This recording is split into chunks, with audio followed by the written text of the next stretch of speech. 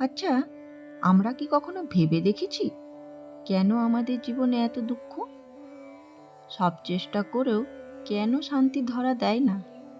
ঠিক এই প্রশ্নের উত্তরই ঠাকুর শ্রী রামকৃষ্ণ ও মা শারদা তাদের নিজের জীবনের মধ্যে দিয়ে আমাদের শিখিয়ে গেছেন।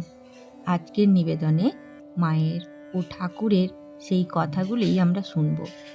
হয়তো আমাদের দুঃখের প্রকৃত কারণ আমরা আজই জেনে যাব। ঠাকুর শ্রী রামকৃষ্ণদেব বলেছেন, যতক্ষণ মানুষের মধ্যে আমি আর আমরা ভাব আছে, ততক্ষণ তার মুক্তি নেই, দুঃখেরও শেষ নেই। তিনি বলতেন, আমি মানেই বন্ধন, আর আমরা মানেই জড়িয়ে যাওয়া। যখন আমরা বলি এটা আমার, ওটা আমার, তখনই আমরা আসলে দুঃখের বীজ বপন করি।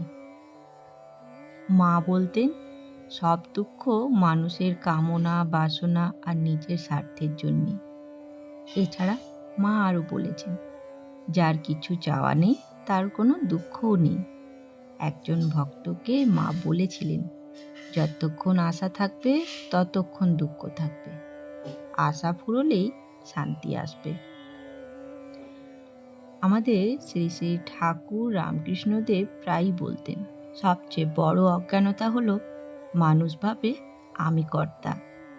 সব কাজের কর্তা কিন্তু ঈশ্বর, মানুষ শুধু তার ইচ্ছার মাধ্যম।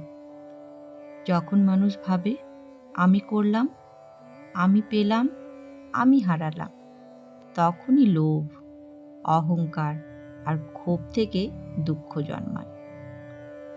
একদিন এক ভক্ত ঠাকুরকে জিজ্ঞাসা করেছিলেন, ঠাকুর, মানুষ এত দুঃখ পায় কেন? ঠাকুর তখন হাসতে হাসতে বলেছিলেন, দুঃখ পায় এই জন্যই সে ভুলে যায় ঈশ্বরকে। সব সুখ দুঃখ ঈশ্বরেরই ইচ্ছা, এটা বুঝলে আর কষ্ট থাকে না। শ্রী শ্রী মা শারদা দেবীও এইরকম এক ভক্তকে বলেছিলেন, দুঃখ তো আসবেই, কিন্তু ওকে বুকে না নিয়ে ঈশ্বরের পায়ে রেখে দাও, দেখবে ভার হালকা হয়ে যাবে। মায়ের উপদেশ ছিল, যখন খুব কষ্ট হবে ঈশ্বরের নাম জপ করো, দেখবে কষ্টের মাঝেই আশ্রয় পাবে। তাহলে ঠাকুর ও মায়ের কাছ থেকে আমরা কি শিখলাম? দুঃখের শিকড় মানে আমি আর আমার ভাব। দুঃখ আসে আশা আর কামনা থেকে। দুঃখ লাঘব হয় আত্মসমর্পণ আর ঈশ্বরের নাম স্মরণে। যতক্ষণ আমরা নিজের কৃতিত্ব আর ব্যর্থতাকে আঁকড়ে ধরি, ততক্ষণ দুঃখ পিছু ছাড়ে না। কিন্তু যখনই নিজেকে ঈশ্বরের হাতে সমর্পণ করি, তখন জীবনের বোঝা হালকা হয়ে যায়। চলুন আজ থেকে একটা ছোট্ট চেষ্টা করি। সব কাজের আগে একবার বলি, ঠাকুর তুমি করাও, আমি শুধু মাধ্যম। কষ্ট আসলে বলবো, মা এই দুঃখ তোমার কাছে রাখলাম। দেখবেন আমাদের মন কেমন শান্ত হয়ে যায়।